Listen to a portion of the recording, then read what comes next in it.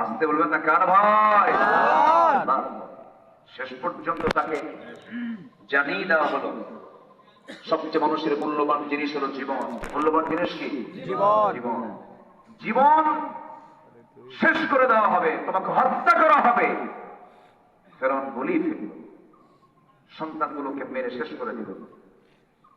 একদম টকবকে তেলের মধ্যে সন্তানগুলোকে ছেড়ে দিয়ে ভাজা মাছের মতো শেষ করলো। সংসার শেষ। পরে বললো যে জান্নাত রেডি করছি, তুমি যদি দিন না ছাড়ো, আল্লাহকে না ছাড়ো, মুসাকে না ছাড়ো, তোমাকে শেষ করে দেব, দু টুকরা করে শেষ করে ফেলবো। আসিয়া কি বলেছিলেন হ্যাঁ আমি তোমাকে মেনে নিলাম? বলেছিলেন? কোন মুনাফিকি করেছেন? কোন মিথ্যা আশ্রয় নিয়েছেন? তিনি সোজা বললেন, স্বামী আমার, আপনার যৌবন আমার কাছে, আমার যৌবন আপনার কাছে।